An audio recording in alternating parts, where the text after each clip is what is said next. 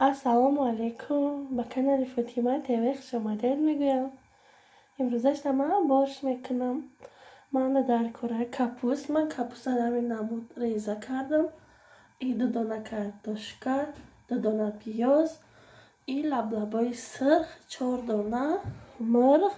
مرغ یک روز پیشکی خوش رو پوستش تازه کرده شسته نمک کردم موندم. این سبزی من 3 دانه سبزی کلان کردم. سبزی را من تراشک گذراندم. این لبلبا را، این نیم کاولز روغن. حاضر دیگه مونم دیگه است. دیگه منتظرم نصیب کنه روغن مونم داخل میکنیم. با گوشت یکم گوشت مونم سرخ میکنیم. اوقات گرده با مزه میشوه، هم با ویتامینش بلنده. بخچه این لبلبای سرخ خونی آدم تازه میکنه. یعنی اوقات کرده بیستین برای کودکا با زوره فایدهش بلنده برای کودکا. یک من روغن داخل میکنم. دیگه منتظرید. این من روغن داخل کردم. اینکه بسم الله الرحمن الرحیم گفته بسم الله میدوزم.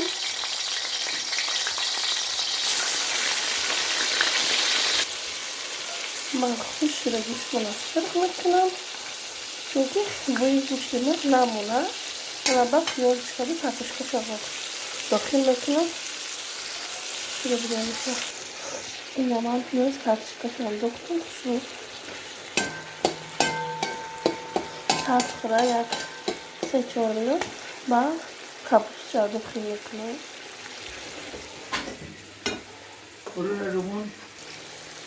نه دوستان عزیز این موبایل 5 دقیقه گذشت. مکرون خوش رو بجام شده. مکرون کپوست مونه داخل میکنم. این بالا شاید شدم خوش رو پزد.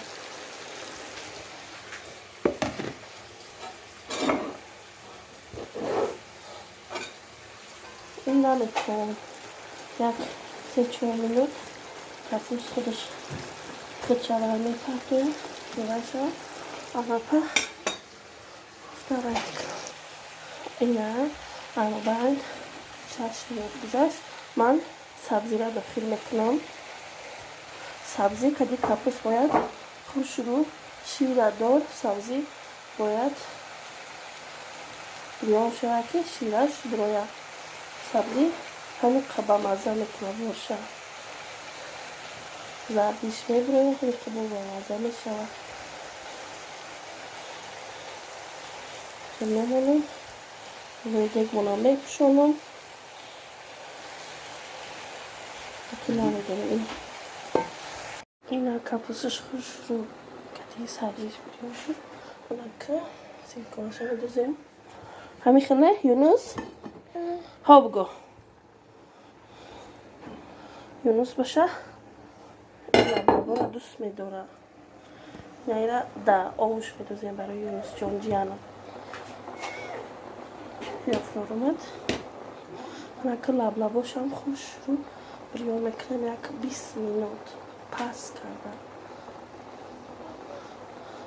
کرده با نصیب کنه آبش نمکش این پیپلاش داخل میکنم. چه خود هستی تو؟ یونس؟ نگاه کن یونس یمش چی تو دیده خود هستی ها؟ ناز میبینم خلیده همین مدت باشم در بچه. این دوستان عزیز سبز سرخ شده چرخ شد برآمد.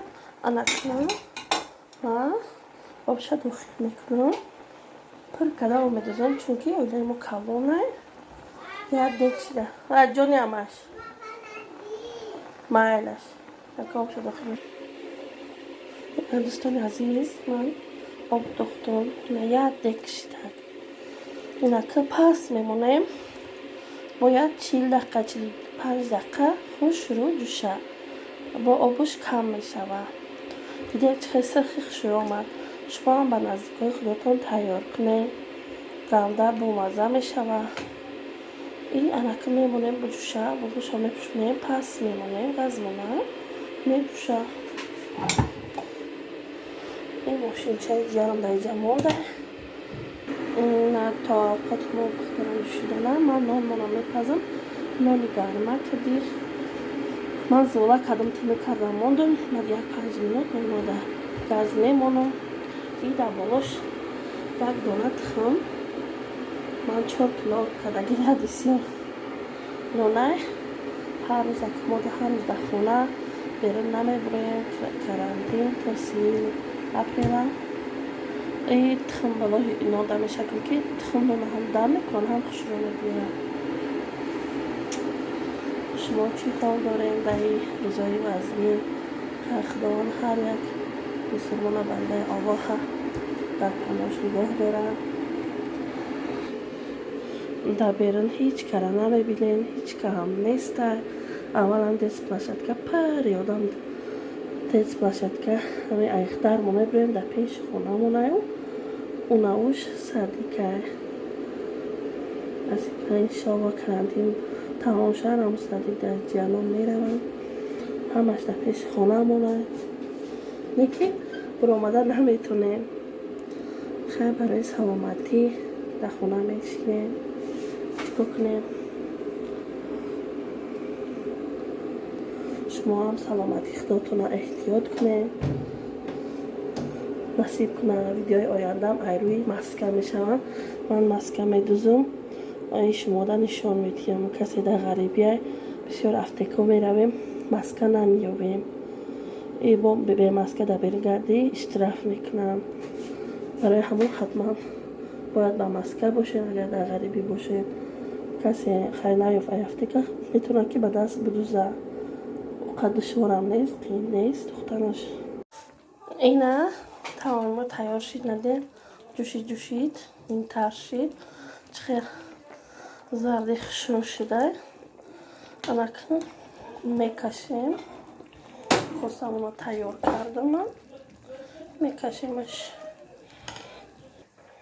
اینه کشیمش دوستان عزیز گنده با مزه شده کسی دفعه رایی مایونیز کدی سیمیتر کدی من مایونیز کدی داخل میکنم ایده کسا مونده شما هم کرده بینین با اشتیاطان تا ویدیوی آینده را در پناه الله باشین